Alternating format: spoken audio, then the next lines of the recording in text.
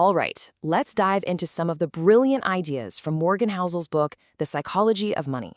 Now, the core idea is pretty simple, but it's a game changer.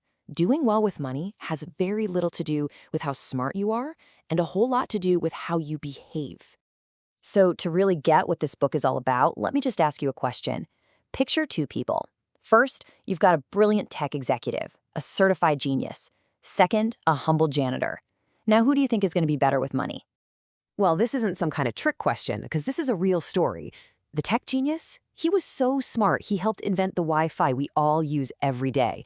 But he also did crazy stuff like throwing gold coins into the ocean just for kicks. And yeah, he went broke. Meanwhile, the janitor, a guy named Ronald Reed, quietly saved his money, invested it, and when he died, he built an $8 million fortune. Unbelievable, right? And this story just perfectly sets up the main point of the book. Financial success is not a hard science. It's not like physics or chemistry where there are these fixed, unbreakable rules. Nope, it's a soft skill. It's all about behavior. How you act is way more important than how much you know.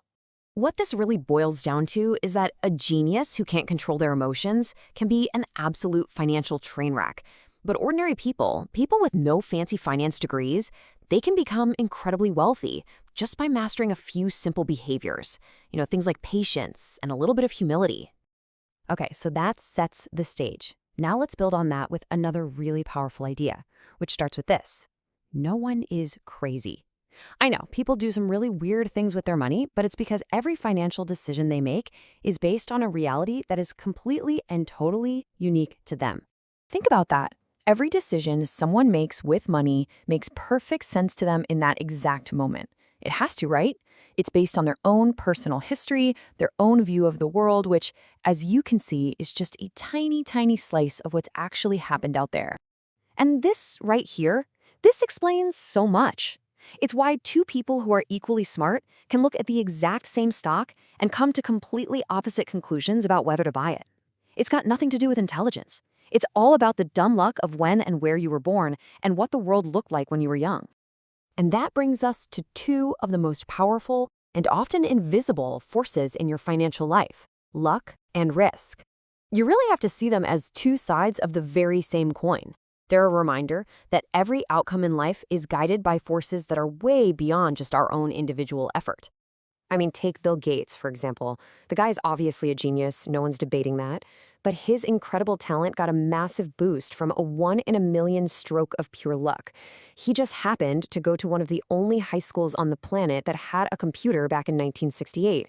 I mean, literally 1 in a million. That single piece of good fortune gave him a head start that was pretty much impossible for anyone else his age to get. But remember, for every story of incredible luck, there's an equally powerful story of its sibling, risk. Let me introduce you to Gates's best friend from high school, Kent Evans. He was just as smart, just as driven, and the two of them were planning to start Microsoft together. Ken Evans experienced a 1 in a million dose of pure risk. It's the exact same force, the same magnitude as Bill Gates' luck, just pointing in the opposite direction. It's a really powerful reminder that when we look at success or failure, nothing is ever as good or as bad as it seems on the surface. Okay, so we've got luck and risk, but there's another huge psychological trap that so many people, even the most successful ones, fall right into, and that is the dangerous, endless pursuit of more. You gotta hear this story about the authors Joseph Heller and Kurt Vonnegut. They're at a party hosted by a billionaire, and Vonnegut points out that their host made more money in a single day than Heller's masterpiece Catch-22 had made in its entire history. And Heller's reply is just legendary. And this isn't just some nice philosophical idea. The failure to define what enough is leads to absolute ruin in the real world. Just look at Rajat Gupta and Bernie Madoff.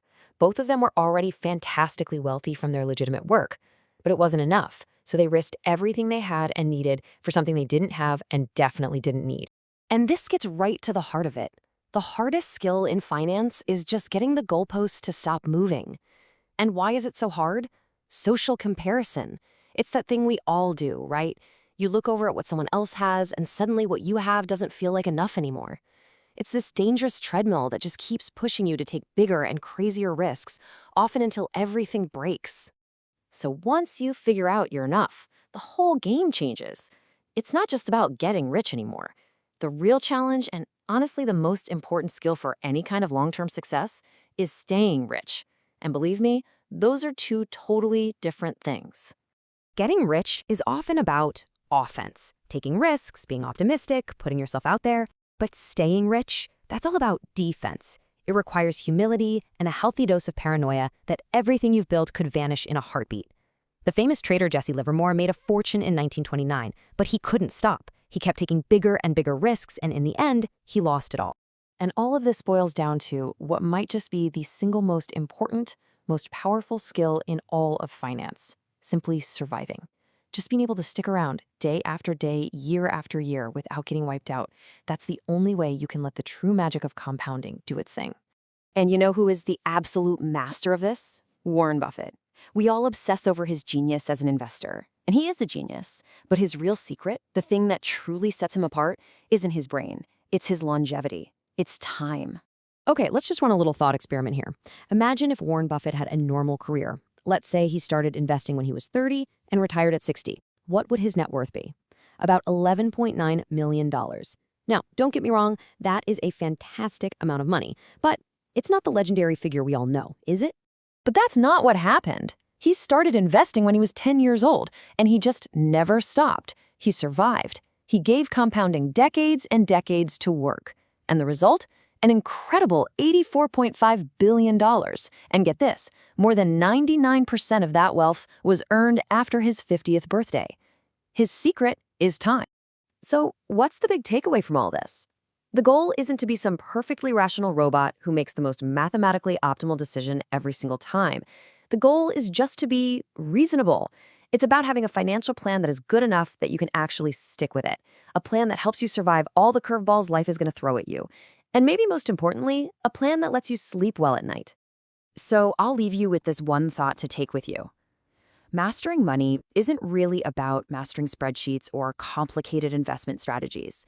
It's about mastering your own psychology. And that whole journey starts by asking yourself this one simple but incredibly difficult question.